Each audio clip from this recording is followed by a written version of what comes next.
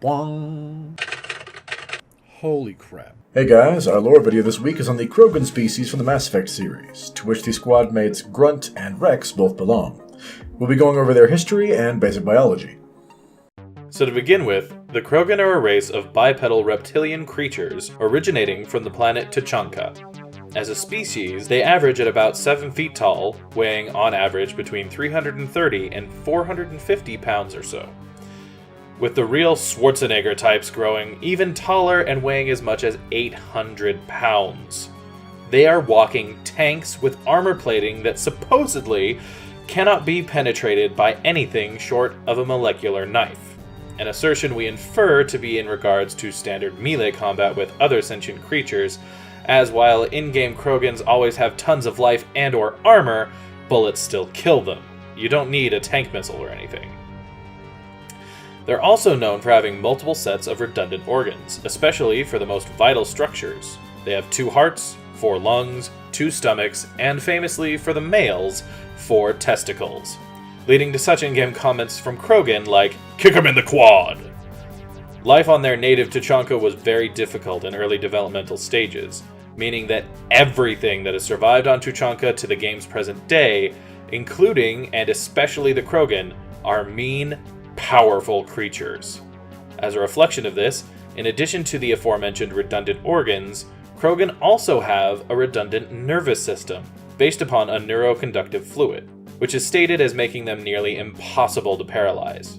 Additionally, the humps seen on Krogan's backs act in a very similar way to camel humps here on Earth, allowing the Krogan to store nutrients for the future, a useful trait in resource-scarce environments.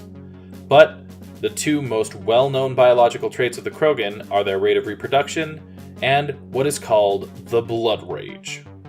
Prior to the genophage, which we touched on in our Turian video and which we will discuss in more detail shortly, an average Krogan woman could lay up to 1,000 or so eggs over the course of a year, with the vast majority living through the process.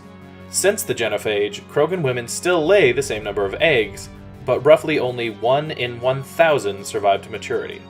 The blood rage, for which Krogan are known, is the result of a biochemical trait the species possesses that, when triggered, generally as a result of anger, deadens a Krogan's pain receptors while reducing their capacity for logic or self-control. Like basic human anger, only dialed to 11 and attached to a kill switch for your nerves. Also, as we've gone over both the Quarians and Turians in previous videos, we should note that the Krogan sit in the vast galactic majority as levo-based organisms, meaning that they can eat human food and technically vice versa, though the Krogan's constitution is such that they are capable and willing to eat things that many other races wouldn't. As an example, Ringkal, a Krogan liquor, is considered to be one of the strongest booze in the galaxy, and not for the faint of heart. So, the Krogan culture developed on their own to an industrial age. For comparison, here in real life, the industrial age is generally considered to have lasted from the mid-1700s to the late 1900s, a time characterized by the invention of such things as the steam engine, automated assembly lines, cars, planes, etc. Ruins from that time show that the Krogan had just as much art, society, culture, and the like that you would expect of any other species. A fact that would surprise many in the in-game Mass Effect universe, as the Krogan are, at this point, widely considered barbaric, war-loving brutes. Why is this the case, you ask? Well, for the Krogan, the downfall of their species began with the discovery of nuclear weapons. Prior to their comparative real-life Earth industrialization, Krogan infant viability was at about the post-genophage 1 in 1,000 mark, simply due to the harsh living conditions of their planet. Once the industrial age hit full swing, however, running water, electricity, warmth in the winter, that kind of thing, just like in real life here on the Earth, the Krogan population exploded. With fewer outside influences causing the death of Krogan children, there were more bodies that required food. Long story short, what happened next is essentially the story of what might have happened to us if anyone had fired off a nuke during the Cold War. Resource struggles escalated until the Krogan had turned Tuchanka into a dust bowl locked in a nuclear winter of their own creation, crippling the Krogan and significantly reducing their numbers. Thereafter, living conditions forced the Krogan to live in warring tribes, battling over resources, with historical inferences indicating that much of their technological advancement was lost in the process. It was at this point that the Krogan first stepped onto the galactic stage. At the time, the Citadel races were embroiled in a bitter, losing war against the Rachni. For brevity, think of StarCraft's Zerg, a race of intelligent, spacefaring insects, telepathically controlled by queens from distant and inhospitable homeworlds. The Rachni functioned at similar technological levels to the Citadel races, could inhabit worlds beyond the ability of the Citadel races to handle, and reproduced at an astonishing rate. Enter the Krogan. In the midst of this ongoing war, the Solarians discovered Tuchanka and the Krogan, and they uplifted the Krogan, giving them technology to help them survive their irradiated planet, as well as colonize other nearby worlds. In exchange, the Krogan, after a brief settling period, championed Citadel Space's war against the Rachni.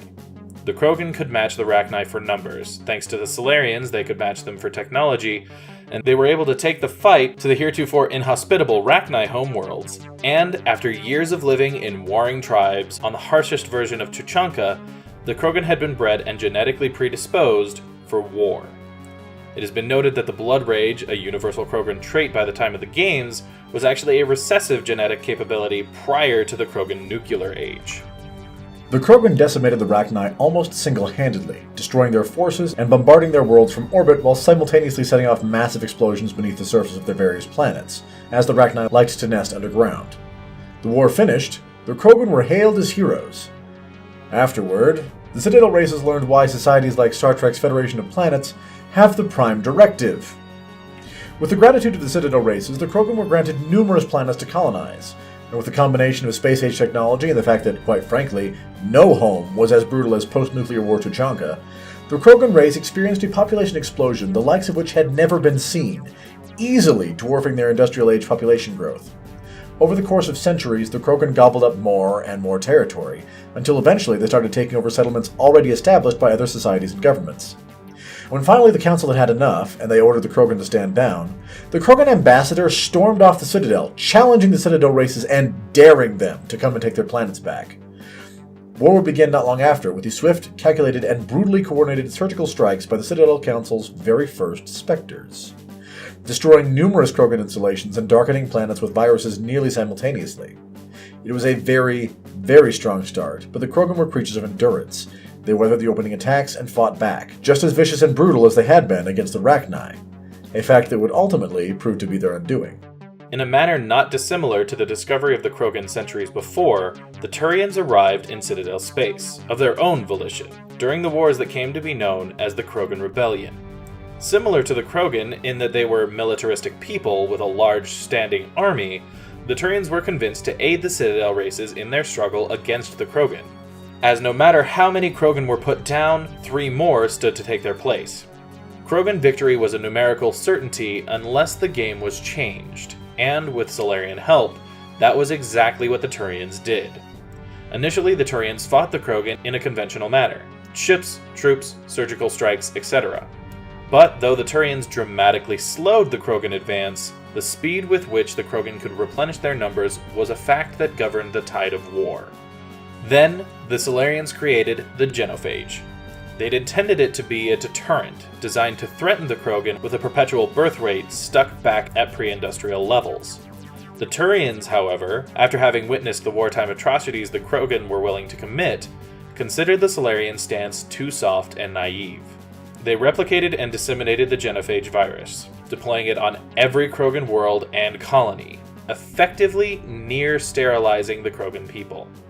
The war would go on for some time, but as their numbers dwindled and the fate of their species began to come into question, the Krogan eventually surrendered. The Krogan Rebellion had ended. All of that took place roughly 1,000 years before the start of the Mass Effect games. In the millennium since, the Krogan's holdings have reduced to the point that the only remaining colony of any meaningful size is their homeworld of Tuchanka. The Krogan, disheartened by generations of watching their young die in the egg or just out of, have become a bitter and fatalistic people. While some peoples, and indeed some Krogan, would search endlessly for a way to cure themselves of the genophage, the vast majority of Krogan have, by this point, adopted a very self-absorbed, bitter version of eat, drink, and be merry, for tomorrow we die. Few Krogan seriously plan for the future because most Krogan believe they have no future. So instead the species mostly murks itself off to the highest bidders, acting as muscle for this mercenary group, bodyguards for these rich folk, bouncers for those nightclubs, on and on and on. Indeed, the only positive result of the genophage, for the Krogan, that can be clearly spelled out, has been the perfection of the Krogan Battle Masters. In times gone by, Krogan practiced swarm tactics, outfitting thousands of soldiers with just par gear and throwing endless numbers at their enemies until they broke. With the genophage adversely affecting their numbers, the Krogan no longer have the luxury of fighting that way. So instead, they've ensured that every Krogan warrior is an absolute force to be reckoned with. There is a saying that any one fully trained Krogan battlemaster is worth 10 soldiers from any other race. It should also be noted that as Krogan infant mortality rates are currently at pre-industrial levels, the Krogan race, which is dying out, shouldn't be. Sociological observance have put forth the idea that it is the Krogan's own fatalism that is killing the species off, with most of the young running off to die on some unknown battlefield rather than stay on Tuchanka and try to fix things. The story of the Krogan after the games begin is fairly straightforward. As a species, very little of note takes place during the first two games, except that by Mass Effect 2, one of two Krogan, depending upon the player's choices in Mass Effect 1, has decided to try and unite the Krogan people and get their act together to start building towards a future.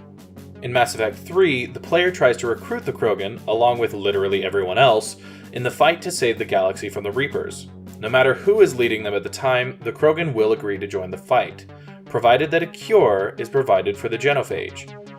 Unbeknownst to almost anyone, the Solarians had been keeping an eye on the genophage and the Krogan in the centuries since the initial deployment. Much to their surprise, they found that as time went on, the Krogan, ever the primal survivalists that they are, had slowly begun to evolve around the limitations imposed by the genophage, such that no more than 30 or 40 years prior to the games, the Solarians had secretly updated the genophage and redistributed it to the Krogan to ensure that their population remained under control. The player, as with so many things in Mass Effect 3, ultimately gets to decide the fate of the Krogan. Depending upon choices made during the previous two games, the Krogan can not be helped and eventually die out, be told they were cured, but were not and eventually die out, or be cured and slowly begin to rebuild their people. The exact details of each of these results and how they affect the player's fight against the Reapers depend in large part upon how the cure is handled, as well as who is leading the Krogan as a species by Mass Effect 3. It should be noted, however, that regardless of the player's decisions in Mass Effect 1, 2, and 3, the Krogans live on in the Andromeda Galaxy, as the Krogan Nakmor clan were among the intrepid voyagers who signed on for the Andromeda Initiative, which leaves the Milky Way before the events of Mass Effect 3.